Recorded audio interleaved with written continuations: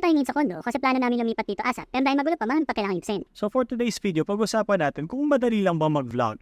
Oo, madali lang mag-vlog. Kasi bubuksan mo na yung camera mo, ipipress mo yung record button, i-record mo ng mga ginagawa mo. Ang mahirap is kung kakararin mo ito. Bakit? Kasi kailangan mong maging consistent. Alam niyo ba na mas mahirap maging content creator ngayon kaysa dati? Kasi number one, napakarami ng content creator ngayon. Andyan yung mga super sikat na katulad nila Kong TV, Ivan Alawi, Donalyn Bartolome, Chooks TV. Yun yung mga batch naming mga sa millennial.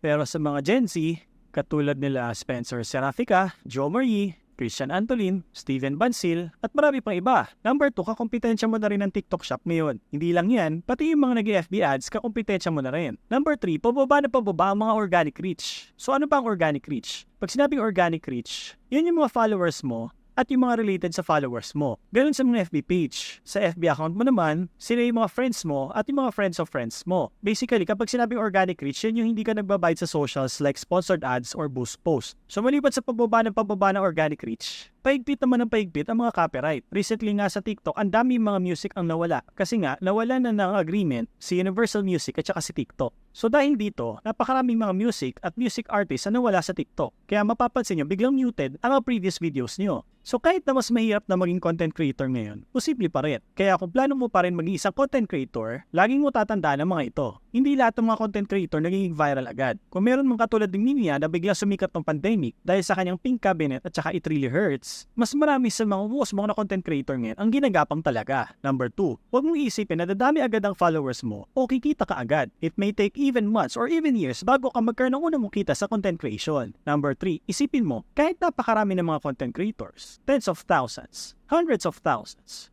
or kahit na millions pa yan, mas marami pa rin ang mga content viewers. Question, lahat ba ng tao pinanganak na ngayon? Yung mga Gen Alpha ngayon o yung mga pinanganak ng year 2010 and beyond, magkakaroon sila ng bago nila Kong TV, Donalyn Bartolome, kasi sila yung mga pumatok sa ating mga millennials at mga Gen Z. Kailangan mapasok mo sa sistema mo ang paggawa ng contents. Ibig sabihin, palagi mo siyang iniisip, kaya mo siyang gawing full-time, or kahit may trabaho ka, pwede mo siyang maisingit sa schedule mo. Lastly, kung gusto mo maging content creator, dapat willing kang mag-entertain ng mga tao or magbigay ng mga tips at advices sa mga natutunan mo sa buhay. So salamat sa mga nanonood mga videos ko. Hopefully, makapagbigay kayo ng feedback. What can I improve on my videos? Bye!